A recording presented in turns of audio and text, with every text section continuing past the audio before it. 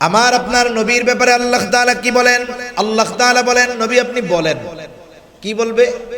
বলে কুল ইয়া আইয়ুহান নাসু ইন্নী রাসূলুল্লাহি ইলাইকুম জামিআ। নবী আপনি বলেন, ইন্নী রাসূলুল্লাহি ইলাইকুম জামিআ, আমি তোমাদের সবার নিকটে রাসূল হিসাবে প্রেরিত হয়েছি। আমার আপনার নবী শুধুমাত্র মানুষের নবী না, গোটা সৃষ্টিকুলের নবী। পবিত্র কোরআনুল কারীমের সর্বাধিক পঠিত যেই সূরার নাম হলো সূরা ফাতিহা। এই সূরা প্রত্যেক নামাজের প্রতি রাকাতে লাগে। ইমামের পেছনে যখন পড়ি, ইমামের কেরাত, মুসল্লির কেরাত, একা যখন পড়ি, নিজে পড়ি, সূরা ফাতিহা লাগে। সূরা ফাতিহার শুরুতেই আমরা বলি আলহামদুলিল্লাহি রাব্বিল আলামিন। আমরা বলি সকল প্রশংসা আল্লাহর জন্য, যিনি হলেন জগৎ সমূহের রব, জগৎ সমূহের প্রতিপালক। আলম এক বচন, আলামিন বহু বচন। তার মানে জগৎ শুধু এই পৃথিবীটাই নয়, আরো অগণিত জগৎ আল্লাহ তাআলা সৃষ্টি করে রেখেছে। আল্লাহ সুবহানাহু ওয়া তাআলা আমার আপনার নবীজির শান, মান, মর্যাদা যেমনটা দিয়েছেন, সৃষ্টিকুলের মধ্যে এইরকম শান, মান, মর্যাদা আল্লাহ তাআলা অন্য কাউকে দেন নাই। আমার আপনার নবী শুধু আমাদের নবী তা না, তিনি হলেন ইমামুল মুরসালিন। যত রাসূল এসেছেন, নবী এসেছেন, সবার ইমাম, নেতা। রাসূল আকরাম সাল্লাল্লাহু আলাইহি ওয়াসাল্লামের মেরাজের সফরে আল্লাহ সুবহানাহু ওয়া তাআলার বিশেষ ব্যবস্থাপনায় মসজিদুল আকসার মধ্যে সকল পয়গম্বর আলাইহিস সালামের উপস্থিতিতে আমার আপনার নবীজির ইমামতে 2 রাকাত নামাজ সম্পাদিত হয়েছে।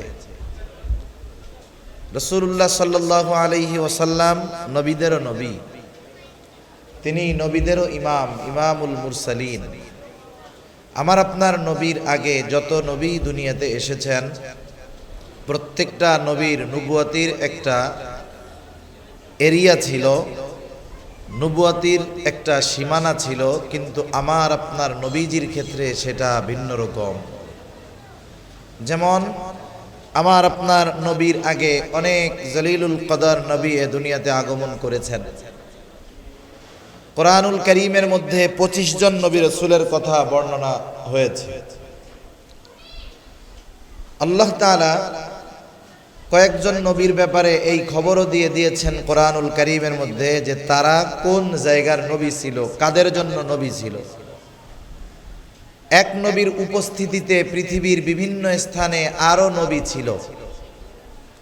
যেমন আল্লাহ তাআলা কোরআনুল কারীমের মধ্যে বলেন, ওয়া ইলা আদিন আখাহুম হুদা। আল্লাহ রাব্বুল আলামিন বলেন, তিনি আদ গোত্রের জন্য তাদের ভাই হুদ আলাইহিস সালামকে প্রেরণ করেছেন। ওয়া ইলা সামুদা আখাহুম সালিহা। আল্লাহ রাব্বুল আলামিন বলেন, তিনি সামুদ গোত্রের জন্য তাদের ভাই সালেহ আলাইহিস সালামকে প্রেরণ করেছেন। ওয়া ইলা মাদিয়ানা আখাহুম শুআইবা। আল্লাহ রাব্বুল আলামিন বলেন, তিনি মাদিয়ানবাসীর জন্য তাদের ভাই শুআইব আলাইহিস সালামকে নবী হিসাবে পাঠিয়েছেন। জলিলুল কদর পয়গম্বর মুসা আলাইহিস সালাতু ওয়াস সালাম, কোরআনুল কারীমের মধ্যে সবচাইতে বেশি মুসা আলাইহিস সালামের কথা উল্লেখ হয়েছে। মুসা আলাইহিস সালাম বনি ইসরাইলের জন্য নবী। ইহুদিরা দাবি করে মুসা আলাইহিস সালাম শুধু আমাদের নবী। ঈসা আলাইহিস সালাম বনি ইসরাইলদের নবী। তবে নাসারা যারা খ্রিস্টান, তারা দাবি করে ঈসা আলাইহিস সালাম শুধুমাত্র আমাদের নবী। কত বড় জলিলুল কদর নবী ঈসা আলাইহিস সালাম! আল্লাহ তাআলা পিতাবিহীন এই দুনিয়াতে তাকে পাঠিয়েছেন। শুধু তাই নয়, তিনি যখন মাতৃকোলে ছিলেন, মায়ের কোলে ছিলেন, সদ্যভূমিষ্ঠ শিশু, আল্লাহ তাআলা ওই অবস্থায় ওনার জবান থেকে ওনার নবুয়তির খবর মানুষদেরকে জানায় দিয়েছে। এই ঈসা আলাইহিস সালাম ইনিও বনি ইসরাইলদের নবী। খ্রিস্টানেরা দাবি করে উনি শুধুমাত্র আমাদের নবী। আদম আলাইহিস সালাতু ওয়াস সালাম মানবকুলের পিতা, সব মানুষের পিতা আদম আলাইহিস সালাম, তবে তিনি সব মানুষের জন্য নবী নয়।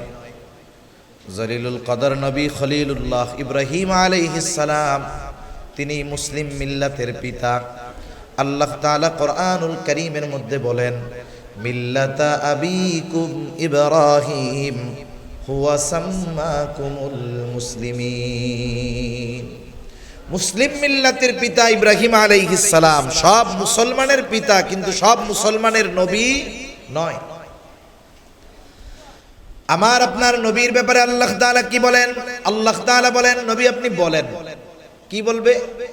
বলে, কুল ইয়া আইয়ুহান নাসু ইন্নী রাসূলুল্লাহি ইলাইকুম জামিআ। নবী আপনি বলেন, ইন্নী রাসূলুল্লাহি ইলাইকুম জামিআ, আমি তোমাদের সবার নিকটে রাসূল হিসাবে প্রেরিত হয়েছি। আমার আপনার নবী শুধুমাত্র মানুষের নবী না, গোটা সৃষ্টিকুলের নবী। পবিত্র কোরআনুল কারীমের সর্বাধিক পঠিত যেই সূরার নাম হলো সূরা ফাতিহা।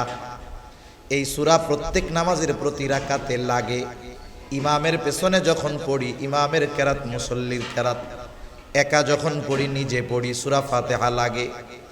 সূরা ফাতিহার শুরুতেই আমরা বলি আলহামদুলিল্লাহি রাব্বিল আলামিন। আমরা বলি সকল প্রশংসা আল্লাহর জন্য, যিনি হলেন জগৎ সমূহের রব, জগৎ সমূহের প্রতিপালক। আলম এক বচন, আলামিন বহু বচন। তার মানে জগৎ শুধু এই পৃথিবীটাই নয়, আরো অগণিত জগৎ আল্লাহ তাআলা সৃষ্টি করে রেখেছে। সারা পৃথিবীর মধ্যে সবচাইতে মহাকাশ নিয়ে যারা গবেষণা করে বেশি, নাসা, তারা বলতেছে নতুন নতুন একটা গ্রহ যখন আবিষ্কার করে, বিশ্ববাসীর সামনে যখন এই খবর দেয়, বিশ্ববাসী অবাক হয়ে যায়। অথচ ১৫০০ বছর আগে আল্লাহ তাআলা কোরআনুল কারীমের মধ্যে এই কথা জানিয়ে দিয়েছেন যে মানুষ, তোমরা এই পৃথিবীতে বসবাস করো। এই জগৎ একটা ছোট্ট একটা পৃথিবী, একটা জগৎ নয়, বরং প্রথম আকাশের নিচে এর চাইতে বড় বড় বহু অগণিত জগৎ আল্লাহ তাআলা সৃষ্টি করে রাখছেন। সুবহানাল্লাহ। এই পৃথিবী শেষ নয়, বরং প্রথম আকাশের নিচে পৃথিবীর অস্তিত্বটা এমন, মহাসমুদ্রের মধ্যে এক ফোঁটা পানির অবস্থান যেমন। এত ক্ষুদ্র, এত ছোট এই পৃথিবী। আমার আপনার আল্লাহ তাআলা হলেন জগৎ সমূহের রব, জগৎ সমূহের প্রতিপালক। যত জগৎ আছে, গোটা জগতের রব হলেন আল্লাহ। আর আমার আপনার নবীর ব্যাপারে রব্বুল আলামিন বলেন, ওয়ামা আরসালনাকা ইল্লা রাহমাতাল লিল আলামিন। আমি আপনাকে জগৎ সমূহের জন্য রহমত হিসাবে প্রেরণ করেছি। তার মানে আল্লাহ তাআলা হলেন রব্বুল আলামিন, নবীজি হলেন রহমাতুল লিল আলামিন। যেখানে রব আল্লাহ, সেই জায়গার রহমত হলেন নবী। এজন্য কবি কত সুন্দর কথা বলেন, রবুবিয়ত খোদা কি है जहां तक নবুয়তি মুস্তাফা কি है वहां तक। নবীজি যেই জায়গার রহমত, আল্লাহ তাআলা সেই জায়গার রব। আর আমার আপনার নবীজির নবুয়াত ওই পর্যন্ত পৌঁছিয়েছে যেই পর্যন্ত আল্লাহ তাআলা তার রবুবিয়তকে বিস্তৃত করে দিয়েছেন। সৃষ্টিকুলে একটা ইঞ্চি জায়গা নাই যেই জায়গার রব আল্লাহ নয়। আছে নাকি এরকম 2-1 ইঞ্চি জায়গা? কোথাও নেই। অনুরূপভাবে সৃষ্টিকুলে একটা ইঞ্চি জায়গা নাই যেই জায়গার নবী আমার আপনার নবী নয়। সুবহানাল্লাহ। আমার আপনার নবীজি হলেন গোটা সৃষ্টি জগতের জন্য রহমত। তার নবুয়তির পরিব্যাপ্তি, আল্লাহ তাআলার রবুবিয়তের পরিব্যাপ্তি যত দূর, আমার আপনার নবীজির নবুয়তির পরিব্যাপ্তি তত দূর। নবী যত দূরের নবী, তার নবুয়তির বিস্তৃতি যত দূর, তার আখলাক মত আদর্শ এটাও চলবে তত দূর। ঠিক কিনা বলেন? এই জন্য আমার আপনার নবীজিকে শ্রেষ্ঠত্ব প্রদান করে সাথে সাথে আল্লাহ রাব্বুল আলামিন আমার আপনার নবীজির আখলাক চরিত্রকেও শ্রেষ্ঠত্বের ঘোষণা আল্লাহ তাআলা দিয়ে দেয়। আমার আপনার নবীজির নবুয়তি যেমন সর্বজনীন, আল্লাহ তাআলা আমার আপনার নবীজির আখলাকের ব্যাপারে বলেন, লাকাদ কানা লাকুম ফি রাসূলিল্লাহি উসওয়াতুন হাসানাহ। আল্লাহ তাআলা বলেন, তোমাদের জন্য রাসূলের জীবন আদর্শের মধ্যেই রয়েছে উত্তম আদর্শ। আল্লাহর নবীর আদর্শ কতটা মহান, চরিত্র কতটা মহান, আমার আপনার নবীজির চারিত্রিক সত্যায়ন আল্লাহ রাব্বুল আলামিন কোরআনুল কারীমের মধ্যে করে বলেন, ওয়া ইন্নাকা লাআলা খুলুকিন আযীম। আপনাকে মহান চরিত্রে অধিষ্ঠিত করা হয়েছে। নবীজির এই মহান চরিত্রের সত্যায়ন প্রদান করে আল্লাহ রব্বুল আলামিন আমাদেরকে জানায় দিলেন, তোমরা যদি উত্তম আদর্শওয়ালা হতে চাও, দুনিয়া আখিরাতের সফলতা অর্জন করতে চাও, তাহলে রাসূলের জীবন আদর্শের মধ্যেই তোমাদের জন্য সেটা রয়েছে। নবীজির চরিত্রের অন্যতম বৈশিষ্ট্য হলো, নবীর চরিত্র যে নবুয়তির পরেই সুন্দর হয়েছে, আগে ছিল না তা না। কিন্তু আমার আপনার নবীজির চরিত্র নবুয়তির আগেও যেমন পরেও তেমন। তবে ডিস্টেন্স কতটুকু বলা যাইতে পারে? ডিস্টেন্স এতটুকু, পার্থক্য এতটুকু বলা যেতে পারে। মনে করেন একটা স্বর্ণের বার অথবা বিস্কিট, যেটাই বলেন না কেন, আপনি বিদেশ থেকে এনেছেন। এখন ওই স্বর্ণটা দিয়ে কোনো গহনা টাকাটি কিচ্ছু বানান নাই, ঘরের মধ্যে রেখে দিয়েছেন 20 বছর। বলেন তো, কেনার সময় স্বর্ণ যেমন চকচক করতো, 20 বছর যদি ব্যবহার না করা হয়, উজ্জ্বলতা একটু কমতে পারে, স্বাভাবিক বিষয়। আবার যখন আপনি এটাকে স্বর্ণকারের কাছে নিয়ে যাবেন, একটু ধোয়া মোছা পরিষ্কার করে দিবে, আবার চকচক করা শুরু করবে। স্বর্ণের কালারটা একটু কমে যাওয়ার কারণে স্বর্ণের দাম কিন্তু কমে যাবে না। দাম চকচক করার আগেও যেমন পরেও তেমন। নবীজির যদি জীবনের দিকে খেয়াল করি, নবীজির জীবনটা আগেও স্বর্ণ, নবুয়তির আগেও স্বর্ণ, পরেও স্বর্ণ। শুধুমাত্র তফাৎ কোথায়? নবুয়তির মাধ্যমে আল্লাহ রাব্বুল আলামিন আমার আপনার নবীজির চারিত্রিক মাধুর্যতাকে বিশ্বব্যাপী আল্লাহ তাআলা ছড়ায় দিয়েছে। না হলে নবীজি বলতেছেন, নবুয়তির আগেও আল্লাহ তাআলা আমার আপনার নবীজির দ্বারা ওই সমস্ত কাজ সংগঠিত হতে দেন নাই যেই বিষয়গুলো নবীজি নবুয়তির পরে নিষিদ্ধ করেছেন বা নবীর মাধ্যমে নিষিদ্ধ হয়েছে। মদ হারাম হয়েছে নবুয়তির অনেক পরে, কিন্তু ইতিহাসের কেউ বলতে পারবে না, নবীর দুশমনও বলতে পারবে না, নবুয়তির আগে নবীজি কোনোদিন মদ পান তো বহুদূর, মদের পাত্র দইরা দেখছে। নবীজি কোনোদিন লটারিতে যান নাই, নবীজি কোনোদিন গান বাদ্যের অনুষ্ঠানে যান নাই। নবীজি একবার বলতেছেন, আমি তখন ছোট বালক, 10-12 বছর বয়স, মক্কার মধ্যে একটা বিবাহ অনুষ্ঠান হবে এবং ওই বিবাহ অনুষ্ঠানে যাদেরকে দাওয়াত দেওয়া হবে, রাতের বেলা খাবার দাবারের পরে গানের আয়োজন হবে। বিবাহ অনুষ্ঠানে গান বাদ্য, এটা শুধু জাহেলিয়াতের সময় মক্কার কাফেররাই করতো না, বরং এখনকার সময় দেখা যায় অনেক মুসলমানের বিবাহের মধ্যে গান বাদ্য আছে না না। যেই বিবাহের মধ্যে পাপাচার থাকে, ওই বিবাহ কোটি টাকা কাবিন দিলেও টিকবে না। প্রত্যেক জায়গায় নবীজির সুন্নাত অনুযায়ী কর্ম সম্পাদন করলে সেখানে রহমত থাকবে, সেখানে বরকত থাকবে। নবীজি তখন ছোট, বলতেছে, আমি সবার সাথে গেলাম, খাবার দাবার শেষ, এখন মূল আয়োজন, নাচ গান শুরু হবে, সারা রাত এটা চলবে। যখন ঘোষণা হলো যে এখন অনুষ্ঠান শুরু হবে, সকলে দৌড় শুরু করে দিয়েছে। ওয়াজ মাহফিলের মধ্যে মানুষদেরকে ডাকতে ডাকতে অবস্থা খারাপ হয়ে যায় যে একটু সামনে আসেন, কিন্তু গানের অনুষ্ঠানে ডাকা লাগে না, হুড়মুড়ি খাইয়া কে আগে গিয়া বসবে সেই চিন্তা করে সবাই দৌড় দেওয়া শুরু করেছে। নবীজি বলেন, আমাকেও আমার সাথের সবাই ডাকতেছে, মুহাম্মদ আসো, আগে না গেলে জায়গা পাবো না।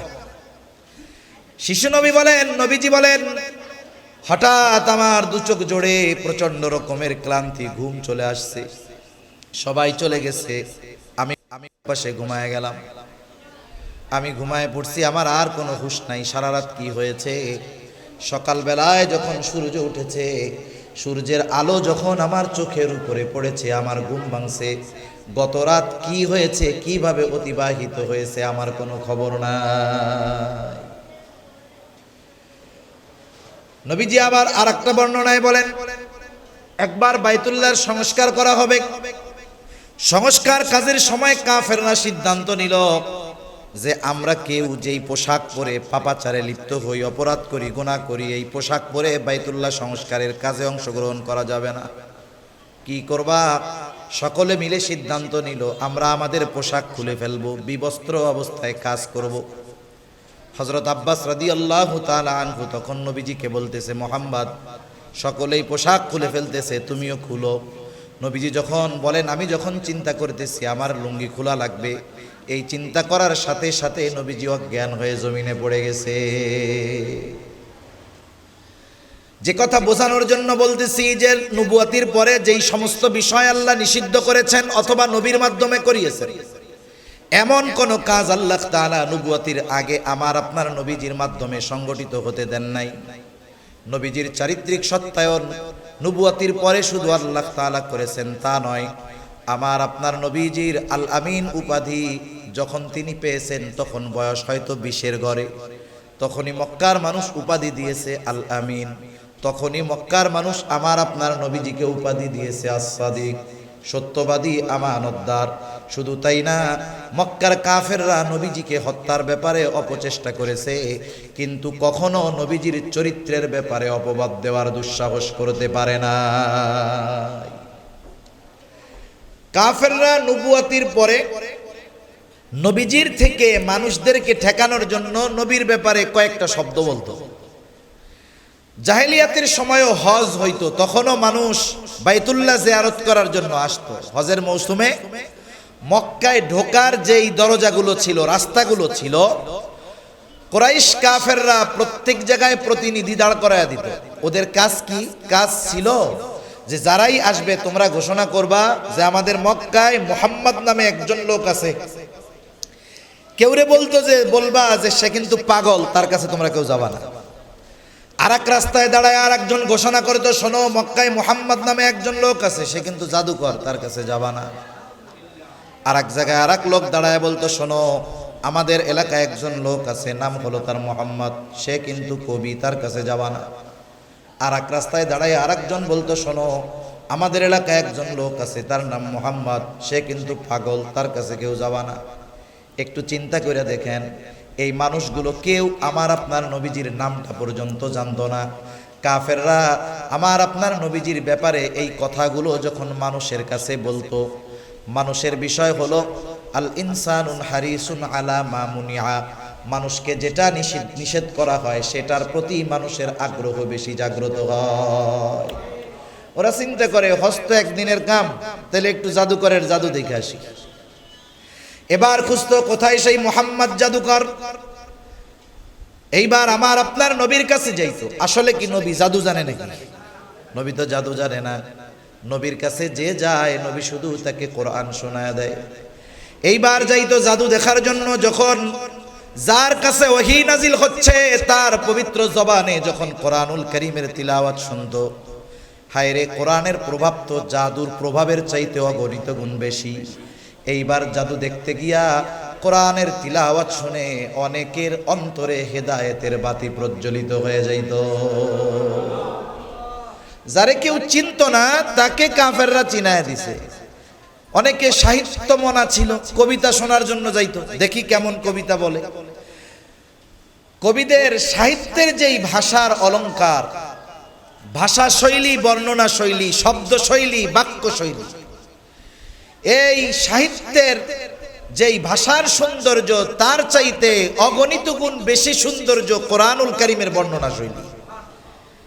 এত অন্তমিল, ছন্দমিল, যেটা হৃদয়কে স্পর্শ করে। কেমন যেন যখন আমরা তাসবিহ পাঠ করি, একটা একটা করে টান দিই না আস্তে আস্তে সুন্দরভাবে, কোরআনের প্রত্যেকটা শব্দের মধ্যে ওই রকম অন্তমিল, ছন্দমিল আছে। এজন্যই আপনি সূরা ফাতিহা প্রত্যেক নামাজে পড়ার পরেও, শোনার পরেও কখনো অতৃপ্ত আপনি হন না, বরং মন চায় আরো যদি কেউ শোনায় তাইলে আরো ভালো লাগে। যখন কাফেররা কবিতা শোনার জন্য যাইতো, নবীজির জবানে যখন কোরআনের তিলাওয়াত শুনতো, চিন্তা করতো, আহারে, কবির কবিতা তো এর সামনে কোনো কিছুই না। অনেকের অন্তরে হেদায়েতের বাতি জ্বলে যাইতো। এইভাবে কাফেররা নবীজির থেকে মানুষদেরকে ঠেকানোর জন্য এই চারটা শব্দ ব্যবহার করত। বলতো জাদুকর, বলতো পাগল, বলতো কবি, বলতো গণক। আর আমার আপনার নবীর কাছে যখন মানুষ এই বিষয়গুলো দেখার জন্য যাইতো, কোরআন শুনে হেদায়েত পাওয়া যাইতো। শুধু তাই না, নবীজির চারিত্রিক সৌন্দর্যের সাক্ষ্য কাফেররা নিজেরাই দিয়েছে। আমার আপনার নবী যখন নবুয়াতির পরে 3 বছর গোপনে দাওয়াত দিয়েছেন, 3 বছর, আল্লাহ তাআলা এবার নির্দেশ দিলেন ওয়া আনযির আশীরাতাকাল আকরাবিন। এখন আর গোপনে দাওয়াত চলবে না, এবার আপনি প্রকাশ্যে দাওয়াত দেওয়া শুরু করেন। নবীজি প্রকাশ্যে দাওয়াত দিবেন, আত্মীয় স্বজন, বন্ধু বান্ধব, আশেপাশের সবাইকে একসাথে দাওয়াত দিতে হবে। কেমনে দাওয়াত দিবে? এখন তো আপনার যদি সব বন্ধুর কাছে আপনার কোনো কথা পৌঁছাইতে মন চায়, ফেসবুকে একটা স্ট্যাটাস দিলে হয়ে গেল, অথবা মেসেজ দিলেন, মোবাইল করলেন, হয়ে গেল। নবীজি চিন্তা করলেন কি করা যায়। নবীজি উঠে গেলেন সাফা পাহাড়ের উপরে। আরেক বর্ণনায় আসছে আবু কুবাইস পাহাড়ের উপরে উঠছেন, কিন্তু বাস্তবতা হলো সাফা পাহাড় আবু কুবাইস পাহাড়ের একটা অংশ। এজন্য দুইটা বর্ণনার মধ্যে কোনো দ্বন্দ্ব নাই, একই কথা। আমারে যদি কেউ ফোন দেয়, থানা কি এটা কর্ণফুলি না? আমাকে যদি কেউ ফোন দেয়, আমি যদি বলি ঢাকা থেকে ফোন দিছে, আছেন কই? চট্টগ্রাম আছে। আমার যদি কেউ ফোন দেয়, আমি বলি যে এখন কর্ণফুলি আছে। এখন দুইজন যদি কয় উনি 2 রকমের কথা বললো কেন, আসলে কি 2 রকমের কথা হয়েছে নাকি? হয় নাই। নবীজি সাফা পাহাড় তথা আবু কুবাইস পাহাড়ের উপরে দাঁড়ায় গেলেন। আবু কুবাইস পাহাড়ের একটা বৈশিষ্ট্য ছিল, মক্কায় গিয়ে যদি কোনো অপরিচিত মানুষ, অভাবী মানুষ, দরিদ্র মানুষ, সেও যদি কোনো বিপদগ্রস্ত হতো, আবু কুবাইস পাহাড়ে উঠে যদি মক্কার মানুষের কাছে সাহায্য প্রার্থনা করত, মক্কার মানুষ ব্যক্তির দিকে নজর দিত না, ওই পাহাড়ের সম্মানার্থে মক্কার মানুষগুলো তাকে সাহায্য করার জন্য ছুটে আসতো। আজকে তো অপরিচিত সাধারণ কোনো মানুষ এই পাহাড়ে ওঠে নাই, মক্কাবাসীকে আহ্বান করে নাই। আজকে আহ্বান করেছে আল আমিন, আজকে আহ্বান করেছে as-সাদিক। নবীজি যখন সবাইকে ডাকছেন, মক্কার সব মানুষ গিয়ে নবীজির পাশে উপস্থিত, পাহাড়ের সামনে উপস্থিত। নবীজি এবার উপস্থিত সবাইকে লক্ষ্য করে বলতেছেন, আমি যদি তোমাদেরকে এই কথা বলি যে এই পাহাড়ের পাদদেশে পেছন দিকে একদল অশ্বারোহী সৈন্য তোমাদের উপরে আক্রমণ করার জন্য ওত পেতে আছে, অপেক্ষমান, তোমরা কি আমার এই কথাকে বিশ্বাস করবা নাকি? নবীজি তাদের কাছে প্রশ্ন ছুড়ে দিলেন। উপস্থিত সকলে সমস্বরে বলতেছে, মুহাম্মদ, কেন নয়, অবশ্যই তোমার এই কথা আমরা বিশ্বাস করব, কারণ ইতিপূর্বে আমরা তোমাকে কখনো মিথ্যাবাদী পাই নাই। ইতিপূর্বে তুমি আমাদের সাথে কখনোই মিথ্যা কথা বলো না, আর আজকে বলবা এটা হতে পারে? চিন্তা করেন, 43 বছর বয়স তখন নবীজি। মক্কার কাফেররা বলতেছে ইতিপূর্বে তুমি কখনো মিথ্যা কথা বলো নাই। মনে রাখবেন, একটা মানুষ সে যদি বাস্তবে সত্যবাদিতার গুণ অর্জন করতে পারে, তার মধ্যে অন্যান্য সব গুণ সন্নিবেশিত থাকে। যেমন কোরআনুল কারীমে আল্লাহ তাআলা বলেছেন, তোমরা ইয়া আইয়ুহাল্লাযীনা আমানুত্তাকুল্লাহ হাক্কা তুকাতিহি, হে ঈমানদারেরা, তোমরা আল্লাহকে ভয় করার মতো ভয় করো। ওয়ালা তামুতুন্না ইল্লা ওয়া আনতুম মুসলিমুন, মুসলমান না হয়ে মরো না।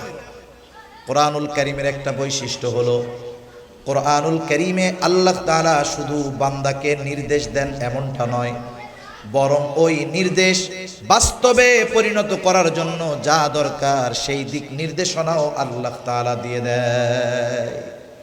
এজন্য আরেক জায়গায় আল্লাহ তাআলা বলেন, ইয়া আইয়ুহাল্লাযীনা আমানুত্তাকুল্লাহ, হে ঈমানদারেরা, তোমরা আল্লাহ তাআলাকে ভয় করো। আপনি যদি এখন প্রশ্ন করেন, আল্লাহ কেমনে ভয় করব, আপনাকে ভয় করা কিভাবে শিখব, আল্লাহ তাআলা তাকওয়া অর্জনের যত মাধ্যমগুলো বর্ণনা করেন, এর মধ্যে প্রথমেই অন্যতম একটি মাধ্যম হিসাবে আল্লাহ তাআলা বলেন, ইয়া আইয়ুহাল্লাযীনা আমানুত্তাকুল্লাহ ওয়া কুনু মা'আস সাদিকিন, তোমরা সত্যবাদীদের সঙ্গ লাভ করো, সত্যবাদীদের সঙ্গী হয়ে যাও। আল্লাহ তাআলা এখানে আবিদিন বলেন নাই যে তোমরা আবেদদের সঙ্গী হও, আল্লাহ তাআলা বলেন নাই যে তোমরা যারা দান সাদকা বেশি করে তাদের সঙ্গী হয়ে যাও। সাদিকিনদের সঙ্গী হওয়ার কথা কেন বলেছেন? বাস্তবেই ওই ব্যক্তি পরিপূর্ণ সাদেক হতে পারে যার মধ্যে বাকি সব গুণ পাওয়া যায়। আমার আপনার নবীজি ছিলেন সাদেক, সত্যবাদী। আমার আপনার নবীর চরিত্রের ব্যাপারে কাফেররাও আঙ্গুল তোলার সাহস পায় নাই, হত্যা করার চেষ্টা করেছে ঠিক, কিন্তু আফসোস আমার আপনার এই নবীজির সুন্দর চরিত্রের ব্যাপারে কিছু মুসলমানের ঘরে জন্ম নেওয়া ইসলাম বিদ্বেষী কিছু মানুষও আমার আপনার নবীজির চারিত্রিক ব্যাপারে অপবাদ দেওয়ার অপচেষ্টা করে। অনেকগুলো বিষয় নবীজির ব্যাপারে বলতে চায়, কিন্তু বাস্তবতা হলো তাদের এই দাবিগুলো সম্পূর্ণ ভ্রান্ত। একটা দুইটার কথা বলি। যেমন তারা একটা দাবি করে যে মুহাম্মাদুর রাসূলুল্লাহ সাল্লাল্লাহু আলাইহি ওয়াসাল্লাম 25 বছরের যুবক, উনি বিবাহ করছেন 40 বছরের একজন নারী, যার আগে দুটো বিবাহ হয়েছিল, দুইজন স্বামী ওনার ইন্তেকাল করেছে, খাদিজাকে বিবাহ করেছে, বলে সম্পদের লোভে বিবাহ করছে। নাউজুবিল্লাহ। বলে রাসূলুল্লাহ সাল্লাল্লাহু আলাইহি ওয়াসাল্লাম বাস্তবিক অর্থে নিজের থেকে খাদিজাকে প্রস্তাব দেন নাই। লম্বা ইতিহাস সংক্ষিপ্ত সারে আমি আপনাদের খেদমতে বলি, খাদিজা ওই জাহেলিয়াতের সময়ও একজন পুত পবিত্রা নারী ছিলেন। কাফেররাই উনার উপাধি দিয়েছিল তহেরা, পুত পবিত্রা। ওনার বাবাও ধর্নাঢ্য ব্যক্তি ছিল, স্বামীদের থেকেও মেরাজ সূত্রে কিছু সম্পদ ইনি পেয়েছিলেন। উনি একজন বিচক্ষণ বুদ্ধিমতী নারী ছিলেন। উনি এই সম্পদগুলো বসে বসে খান নাই, ব্যবসার কাজে ব্যয় করছেন, ব্যবসা শুরু করে দিয়েছেন। তিনি একবার সিরিয়ায় একটা ব্যবসায়ী কাফেলা প্রেরণ করবেন, কিন্তু এই কাফেলা পরিচালনার জন্য একজন আমানতদার লোক দরকার, বিশ্বস্ত লোক দরকার। নবীজির বয়স তখন 22 বছর, খাদিজা রাদিয়াল্লাহু তাআলা আনহার বয়স হলো তখন 37 বছর। খাদিজা রাদিয়াল্লাহু তাআলা আনহা লোক খুঁজতেছেন, কিন্তু পছন্দসই কাউরে পান না। তখন আরবে একটু দুর্ভিক্ষ চলতেছিল। নবীজির চাচা আবু তালেব আমার আপনার নবীজিকে বলতেছে, মুহাম্মদ, যেহেতু খাদিজা ব্যবসার একজন প্রতিনিধি তালাশ করতেছে দায়িত্ব দেওয়ার জন্য, তুমি গিয়ে প্রস্তাবটা দাও, কারণ তোমার চরিত্রের ব্যাপারে সবার জানা আছে, তুমি প্রস্তাব দিলে সে তোমাকে নিয়ে নিবে। আল্লাহর নবী বলতেছে, না, আমি নিজের থেকে প্রস্তাব দিব না, সে যদি আমাকে প্রস্তাব দেয় তাহলে বিবেচনা করব। আবু তালেব চিন্তা করলেন হয়তো অন্য কেউ এই দায়িত্ব নিতে পারে। তিনি নিজের থেকে গিয়া খাদিজার কাছে আমার আপনার নবীজির ব্যাপারে বললেন যে, আপনি তো একজন বিশ্বস্ত মানুষ খুঁজতেছিলেন, আপনার ব্যবসায়ী কাফেলার প্রধান হিসাবে নিযুক্ত করে ব্যবসার কাফেলা সিরিয়ায় পাঠানোর জন্য আমার ভাতিজা মুহাম্মদ আছে। তিনি রাজি হয়ে গেলেন, কিন্তু আবু তালেব বলে, অসুবিধা হলো, প্রস্তাবটা আপনার নিজের থেকে দেওয়া লাগবে। আল্লাহর নবীর চারিত্রিক সৌন্দর্যে মানুষেরা এত মুগ্ধ ছিল। খাদিজা বলল, মুহাম্মদ ছাড়া যদি অন্য কেউ হইতো কশ্চিনকালেও আমি নিজের থেকে প্রস্তাব দিতাম না। ঠিক আছে, আমি তাকে রিকোয়েস্ট করব যে আমার এই কাফেলার দায়িত্ব তুমি নাও। খাদিজা গিয়া আমার আপনার নবীজির কাছে প্রস্তাব দিলেন, নবীজি প্রস্তাবে রাজি হইলেন। অন্যান্যদের বেলায় যেই পরিমাণ পারিশ্রমিক দেওয়ার কথা ছিল, নবীজির ব্যাপারে দ্বিগুণ দেওয়া হলো। নবীজি আবার সফরে রওনা হয়ে গেলেন। ওই সফরের খাদেম খাদিজার একজন গোলাম ছিল, নাম হলো তার মাইসারা। খাদিজা তার প্রতি এতটা আস্থাশীল ছিলেন, ওই মাইসারাকে বলতেন, ও হইল আমার চোখ, তার মানে ওর দেখা আর আমার দেখা সেম। তিনি বলতেন, মাইসারা হলো আমার চোখ। তিনি পাঠায় দিলেন মাইসারাকে যে পুরা কাফেলার ব্যাপারে তুমি মেনটেন্স করবা, দেখবা, খেয়াল রাখবা, কোনো কিছুর প্রয়োজন হলে বিশেষ করে মুহাম্মাদের প্রতি নজর রাখবা। এইবার রওনা হয়ে গেল। প্রতিমধ্যে কিছু আজীব ঘটনা ঘটছে। খাদিজা রাদিয়াল্লাহু তাআলা আনহা মাইসারাকে বলে দিয়েছে, সফরের পূর্ণ ঘটনা আমাকে এসে শোনাইবা। ঘটনা কি? নবীজি সাল্লাল্লাহু আলাইহি ওয়াসাল্লাম রৌদ্রের মধ্যে রাস্তায় চলতেন, আকাশের মধ্যে বড় মেঘখণ্ড আমার আপনার নবীজিকে ছায়া দিত। মূলত এটা দিত ফেরেশতারা। আবার এক জায়গায় নবীজি বিশ্রাম নিচ্ছিলেন, শুয়ে আছেন। পাশে একটা পাদ্রীর এলাকা ছিল, পাদ্রীর জায়গা ছিল, পাদ্রী ছিল। মাইসারাকে জিজ্ঞাসা করতেছে, এই লোকটা কে? বলে, এর নাম কি? বলে, নাম মুহাম্মদ। বাড়ি কোথায়? মক্কায়। কোন বংশের লোক? বলে, কুরাইশ বংশের লোক। এইবার ওই পাদ্রী বলতেছে এই ব্যক্তি ভবিষ্যতের নবী হবে। এরকম অদ্ভুত অদ্ভুত বিষয় সে অবলোকন করেছে। একদিন এক জায়গায় নবীজি শুয়ে আছেন, গাছের ছায়ায় নবীজি শুয়ে আছেন। সূর্যের আলো যখন সরবে ছায়াও সরে যাবে, এটা স্বাভাবিক বিষয়। কিন্তু দেখা গেল সূর্য সরে যায় কিন্তু গাছের ছায়া সরে না। নবীজিকে গাছ বাঁকা হয়ে ছায়া দিচ্ছে। এই দৃশ্যগুলো মায়সারা সচক্ষে দেখলো। সফর শেষ হলো। আরব থেকে যেই পণ্যগুলো নিয়ে, মক্কা থেকে যেই পণ্যগুলো নিয়ে নবীজি সিরিয়ায় গেলেন, দ্বিগুণ দামে বিক্রয় করলেন। আবার মক্কার মানুষের যেই জিনিসগুলোর চাহিদা, ওইটা তিনি নিয়ে আসলেন সিরিয়া থেকে। আবার মক্কায় এনে এগুলো বহুগুণ লাভে বিক্রয় হলো। নবীজি সাল্লাল্লাহু আলাইহি ওয়াসাল্লামের ব্যবসায়িক সফর শেষ। এইবার খাদিজা মায়সারার কাছে জিজ্ঞাসা করতেছে। মায়সারা এসব ঘটনাগুলো খাদিজাকে বর্ণনা করলো, বলল। একজনের চরিত্রতে আকৃষ্ট হয়ে খাদিজা রাদিয়াল্লাহু তাআলা আনহা চিন্তা করেছিলেন আর বিবাহ তিনি করবেন না, কিন্তু আল্লাহর নবীর চরিত্রে তিনি সন্তুষ্ট হয়ে গেছেন, আকৃষ্ট হয়ে গেছেন। এইবার নবীজির প্রশংসা করেন বান্ধবীদের মহলে। এখন যদি বান্ধবীদের সাথে একটা মেয়ে যদি আর একটা ছেলের কথা বারবার বলে, স্বাভাবিক কি চিন্তা করবে যে হ্যাঁ তাহলে তার প্রতি তোমার একটা সফট কর্নার, দুর্বলতা তৈরি হয়েছে মনে হয়। খাদিজার একজন বান্ধবী বলতেছে, তুমি এত মুহাম্মাদের প্রশংসা করো কেন, পছন্দ হয় নাকি? তাহলে বিবাহের প্রস্তাব দিয়ে দাও। খাদিজা একজন বুদ্ধিমতী মহিলা, তিনি বলেন আমি যদি প্রস্তাব দেই হয়তো মুহাম্মদ আমার প্রস্তাব মেনে নেবে না, কারণ সে একজন সুদর্শন, যোগ্য, সচ্চরিত্রবান পুরুষ। আর আমি প্রস্তাব দেওয়ার পরে সে যদি আমার প্রস্তাব ফিরিয়ে দেয় আমি লজ্জা পাবো। এবার বান্ধবী বলে প্রস্তাবটা আমি দেই। খাদিজা আলোচনা করতে পারো কিন্তু আমাকে এর সাথে জড়াবা না। এইবার ওই মেয়েটা গিয়া আমার আপনার নবীজিকে বলে, মুহাম্মদ বয়স তো হয়ে গেছে, বিবাহ শাদী কি করবা না? নবীজি বলেন বিবাহ করব, টাকা পয়সা নাই, কোত্থেকে করব? এবার ওই মেয়েটা বলে, কেউ যদি তোমার সব খরচ বহনে রাজি হয়ে যায় তুমি কি রাজি আছো নাকি? নবীজি বললেন তাহলে আমার চাচার সাথে কথা বলো। এবার আবু তালেবের সাথে কথা হলো। লম্বা ঘটনা। আবু তালেবের উপস্থিতিতে তার খুতবায় নবীজির বিবাহ সম্পাদন হলো। আবু তালেব তার খুতবার মধ্যেই কথা বলেছিল যে মুহাম্মদ তাকে আপনারা সকলেই চিনেন, তার চরিত্র এত সুন্দর, তার আখলাক এত ভালো, পৃথিবীর যাকেই তার সামনে এনে দেওয়া হোক না কেন সেটা মুহাম্মাদের চরিত্রের চাইতে তার চরিত্র কখনোই সুন্দর হবে না। বিবাহ সম্পাদন হয়ে গেছে। এতদিনের সম্পর্ক ছিল এক, বিবাহ হয়ে গেছে, সম্পর্ক হয়েছে আরেক। বিবাহের রজনীতেই নবীজির বয়স 25, খাদিজার বয়স 40। খাদিজা রাদিয়াল্লাহু তাআলা আনহা আমার আপনার নবীজিকে ওই রজনীতে বলতেছে, মুহাম্মদ আজকে থেকে আমি হলাম আপনার অধীনস্থ, সুতরাং শুনে নেন আমার যত সম্পদ আছে আমি আমার সব সম্পদের মালিকানা আপনাকে দিয়ে দিলাম। আপনি এই সম্পদ যেভাবে খুশি সেভাবে ব্যয় করবেন। সুবহানাল্লাহ। পবিত্র কোরআনুল কারীমে একটা প্রসিদ্ধ সূরা, সূরার নাম হলো সূরাতুদ দুহা। সূরার নাম সূরাতুদ দুহা।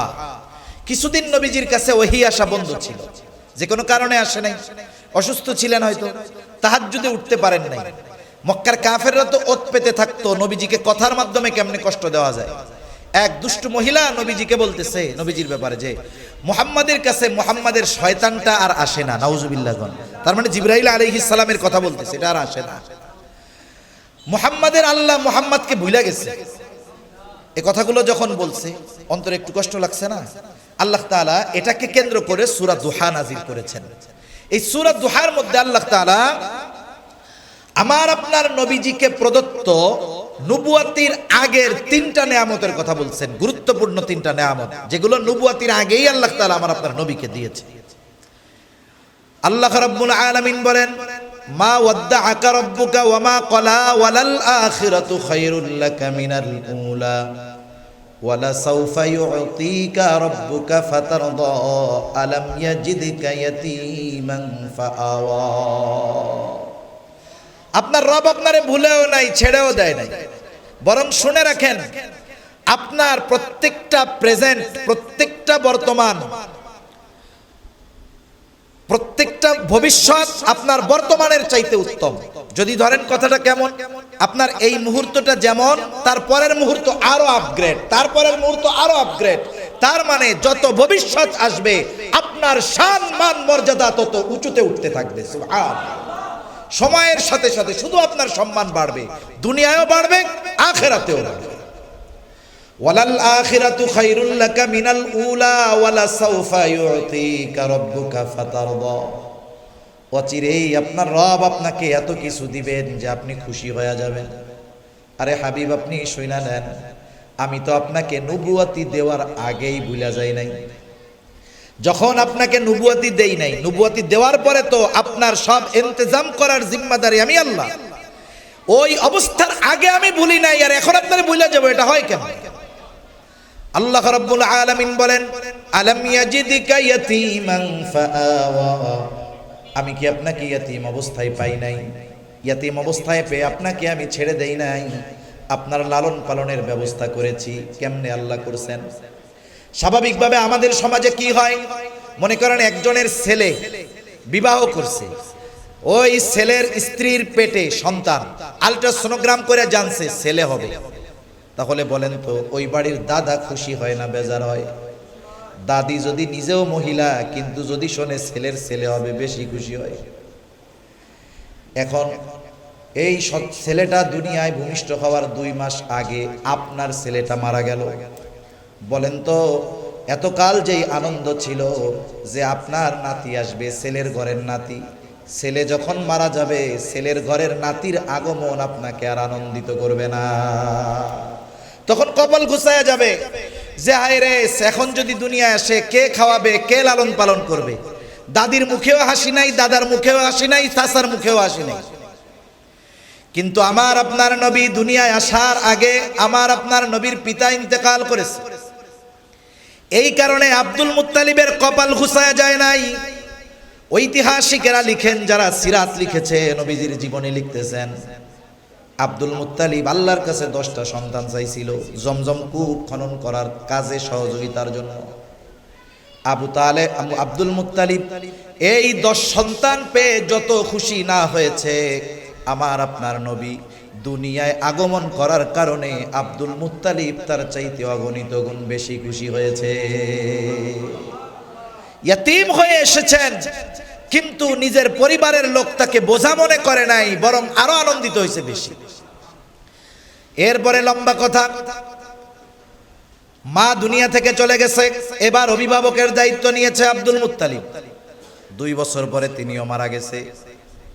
আব্দুল মুত্তালিব জীবনের অন্তিম সময় আবু তালেবকে ডাকছেন। আরো অনেক সন্তান ছিল কিন্তু ডাকছে আবু তালেবকে। আর বাস্তবতা হলো অন্যান্য সন্তানদের তুলনায় আবু তালেবের অর্থ কম ছিল, কিন্তু তিনি আমার আপনার নবীকে সবার চাইতে বেশি মহব্বত করতেন। সবাই ভালোবাসতো কিন্তু আবু তালেব একটু বেশি ভালোবাসতো। আব্দুল মুত্তালিব ওসিয়ত করে গেছে, আমার মরার পরে তুমি মুহাম্মাদের অভিভাবক। আবু তালেব মৃত্যু পর্যন্ত আমার আপনার নবীর সাথে সব সময় লেগেছিলেন। কাফেরদের আঘাত নবীজির গায়ে লাগার আগে নিজের গায়ে লাগানোর জন্য প্রস্তুত ছিলেন। সুবহান। এদিকে গেলে লম্বা কথায় চলে যাবে। আল্লাহ রাব্বুল আলামিন নিয়ামতের মধ্যে 1 নাম্বার বলেন, ইয়াতীম অবস্থায় আমি আপনাকে পাওয়ার পরেও আপনাকে কিন্তু লালন পালনের জন্য এমন ব্যবস্থা আমি আল্লাহ করে দিয়েছি, লালন পালনের ব্যবস্থা করেছি। এরপরে আল্লাহ রাব্বুল আলামিন বলেন, ওয়া ওয়াজাদাকা দাল্লান ফাহাদা। নবুয়তির আগে আপনি কিন্তু সঠিক পথটা চিনতেন না, জানা ছিল না, আমি আল্লাহ আপনাকে সঠিক পথটা চিনায়া দিয়েছি। এরপরে আল্লাহ তাআলা বলেন, ওয়া ওয়াজাদাকা আইলান ফাআগনা। আপনি নিঃস্ব ছিলেন, টাকা পয়সা সম্পদ ছিল না, আমি আল্লাহ আপনাকে সম্পদওয়ালা বানায় দিয়েছি। এখানে উদ্দেশ্য এটা যে আল্লাহ তাআলা খাদিজা রাদিয়াল্লাহু তাআলা আনহার সাথে বিবাহের মাধ্যমে খাদিজা স্বেচ্ছায় তার ব্যবসার সব সম্পদের মালিক আমার আপনার নবীকে বানায় দিয়েছেন। সুবহান। আমার আপনার নবী গরিব ছিলেন। অনেকে বলেন নবী গরিব ছিল, না না, নবীজির সম্পদের অভাব ছিল না। নবীজি মসজিদে নামাজ পড়তেছে, নবীজির জন্য হাদিয়া আসছে, সাদাকা না, নবীজির জন্য আসছে হাদিয়া এত পরিমাণ যে মসজিদ প্রায় ভরে গেছে। নবীজি নামাজ শেষ করেছেন, সবাইকে ডাকছেন, একেবারে দুহাত ভরে যার যত প্রয়োজন সবাইকে নবীজি হাদিয়া দিয়ে দিয়েছেন। এজন্য নবীজি দারিদ্রতাকে বেছে নিয়েছেন, কিন্তু তিনি দরিদ্র ছিলেন না। এমন না যে নবীজির টাকা পয়সার অভাব ছিল। স্বাভাবিক আমাদের দেশে আমরা যদি কাউকে মহব্বত করি, ভালোবাসি, আমার ভালোবাসার মানুষকে, ভালোবাসার আলেমকে আমি আমার জীবনের কষ্টার্জিত সম্পদ থেকে হাদিয়া দেই, টাকা পয়সা দেই। সাহাবায়ে কেরাম কি আমার আপনার চাইতে নবীরে কম ভালোবাসতো নাকি? সর্বোচ্চ ভালো তারা বাসত, কিন্তু নবীজি ওই অবস্থাটাকে নিজের জন্য পছন্দ করে নিয়েছেন। এজন্য রাসূলুল্লাহ সাল্লাল্লাহু আলাইহি ওয়াসাল্লাম সম্পদের লোভে খাদিজাতুল কুবরা রাদিয়াল্লাহু তাআলা আনহাকে বিবাহের প্রস্তাব দেন নাই, বরং মূলত নবীজির চারিত্রিক সৌন্দর্যে মুগ্ধ হয়ে স্বয়ং খাদিজা নিজেই নবীজিকে বিবাহের প্রস্তাব দিয়েছে। এজন্য নবীজির ব্যাপারে এই অপবাদ যারা দেয়, নিঃসন্দেহে তারা ইসলামের দুশমন, নবীজির দুশমন। ঠিক কিনা বল? আরো অনেক বিষয় নবীজির ব্যাপারে তারা বলতে চায়। তারা বলে নবীজি অনেক বিবাহ করছে। আরে বলো, যতগুলো বিবাহ করছে একটা মাত্র কুমারী ছিল, ছোট। আর এছাড়া প্রত্যেকেরই এক বা একাধিক বিবাহ ছিল। নবীজি সাল্লাল্লাহু আলাইহি ওয়াসাল্লাম কোন বিবাহ নিজের ইচ্ছায় করেন নাই, যতক্ষণ না আল্লাহ তাআলার পক্ষ থেকে নির্দেশ এসেছে। নবী নিজে করেন নাই। সাথে সাথে খাদিজা রাদিয়াল্লাহু তাআলা আনহার সাথে প্রায় 24 বছরের সংসার নবীজির। খাদিজার প্রতি নবীজির এত মোহাব্বত, ভালোবাসা ছিল, নবীজি বলতেন খাদিজা যদি জীবিত থাকতো তাহলে খাদিজার বর্তমানে আমি অন্য কাউকে স্ত্রী হিসাবে গ্রহণ করতাম না। সাথে সাথে আবার দেখেন তারা এই অপবাদ দেয়। আবার আরেকটা বিষয় নিয়ে বলে মুহাম্মদ নিজের ছেলের বউরে বিবাহ করছে। নাউজুবিল্লাহ। আরব সমাজে তখন একটা কুপ্রথা ছিল, নিজের ঔরসজাত সন্তান আর পালক পুত্রকে এক মনে করা হইতো। পালক পুত্র আর নিজের পুত্র এটা এক না, এদের মাসালা তফাত আছে, কিন্তু ওরা মনে করতো দুইটাই এক। এজন্য নিজের সন্তানকে যেমন সম্পদের ওয়ারিশ বানাইতো, তারাও বানাইতো, কিন্তু এটা ইসলামী শরীয়তে নিষেধ। আরবে এই বিষয়টা দীর্ঘকাল চলে আসতেছে। হযরত যায়েদ রাদিয়াল্লাহু তাআলা আনহুর সাথে নবীজির ফুফাতো বোন যায়নাব বিনতে জাহাশের বিবাহ হয়েছে। দুজনের মধ্যে বনাবনি হয় না, নবীজি অনেক চেষ্টা করছেন, কিন্তু এক সময় ছাড়াছাড়ি হয়ে গেছে। আমি কিন্তু শেষ করে দিব 2-3 মিনিটের মধ্যে, 2-3 মিনিটের মধ্যে শেষ। যায়নাব বিনতে জাহাশ ছাড়াছাড়ি হয়ে গেছে। এখন নবীজি কি করলেন? চেষ্টা করছেন যায়েদের সাথে যায়নাব বিনতে জাহাশের সংসার টিকে নাই, আর যায়েদকে নবীজির পালক পুত্র। এইবার আল্লাহ তাআলার নির্দেশ আসলো, আপনি যায়নাব বিনতে জাহাশকে বিবাহ করেন। নবীজিও টেনশনে পড়ে গেছে।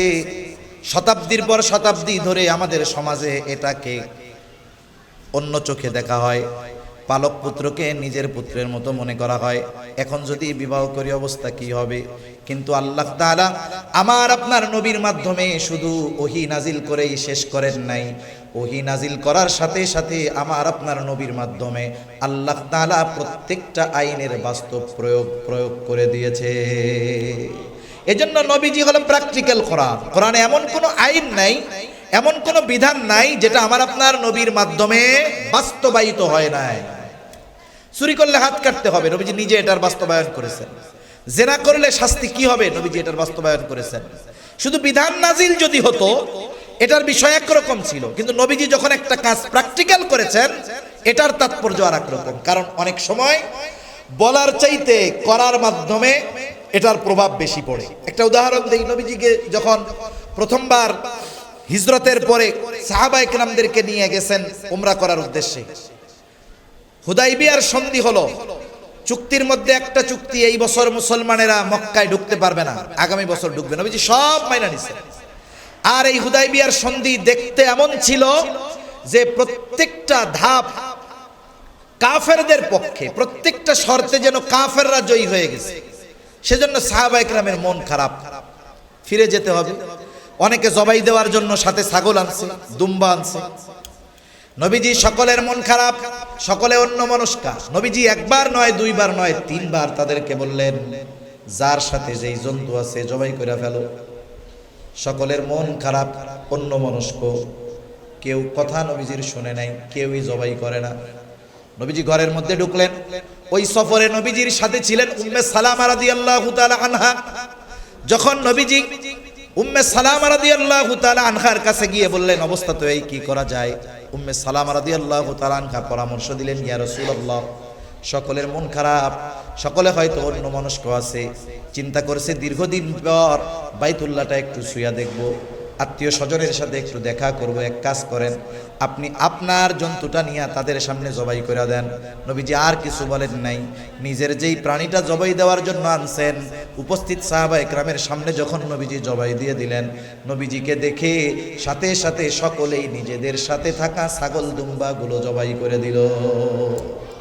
তাহলে কিছু সময় আছে বলার চাইতে সেটাকে যদি প্র্যাকটিক্যাল আমল করা হয়, এটার প্রভাব বেশি পড়ে।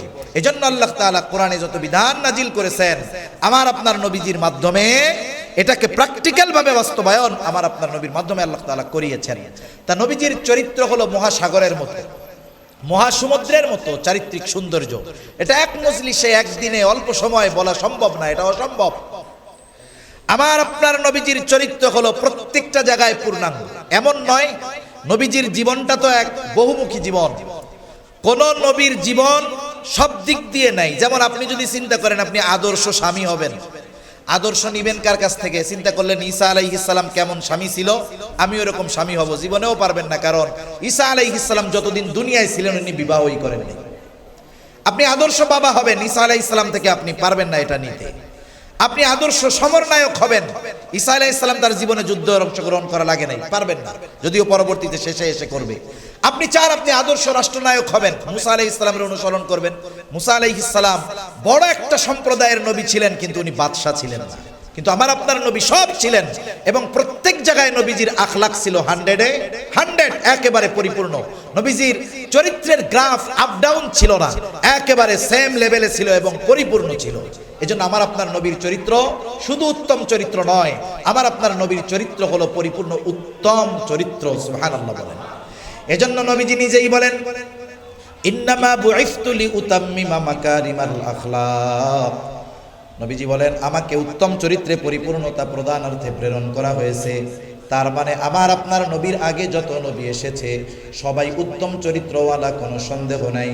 আমার আপনার নবী শুধু উত্তম চরিত্রওয়ালা নয়, আমার আপনার নবী হলেন উত্তম চরিত্রে পরিপূর্ণতা দান করনেওয়ালা। এজন্যই আল্লাহ তাআলা আমার আপনার নবীর চরিত্রকে মহান হিসাবে ঘোষণা করে বলেন, ওয়া ইন্নাকা লাআলা খুলুকিন আযীম। আপনাকে মহান চরিত্রে অধিষ্ঠিত করা হয়েছে।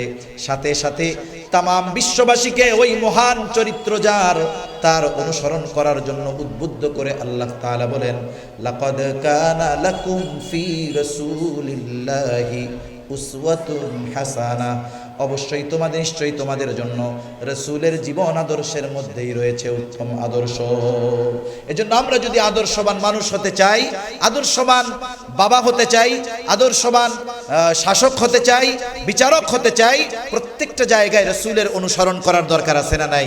আমি যদি রাসূলের প্র্যাকটিক্যাল বিষয়গুলো নিজের জীবনের সাথে ফিট করতে পারি, তাহলে আমরা এমনিতেই তো রাসূলকে ভালোবাসি, তাহলে ওই ভালোবাসা আরো পূর্ণতা লাভ করবে ইনশাআল্লাহ। এজন্য কি করব? রবিউল আউয়াল মাস, নবীজির শানে বেশি বেশি দূরত্ব পাঠ করব, সাথে সাথে নবীজির সিরাত অধ্যয়ন করব, নবীজির জীবনী অধ্যয়ন করব, আমাদের সন্তানদের করাবো, পরিবারের মধ্যে নবীজির সিরাত জীবনী নিয়ে বেশি বেশি আলোচনা করব। আল্লাহ সুবহানাহু ওয়া তাআলা আমাদের সকলকে কথাগুলো বুঝবার তৌফিক দান করেন, আমিন। ওয়া আখিরু দাওয়ানা আলহামদুলিল্লাহি রাব্বিল আলামিন। আসসালামু আলাইকুম ওয়া রাহমাতুল্লাহি ওয়া বারাকাতুহু।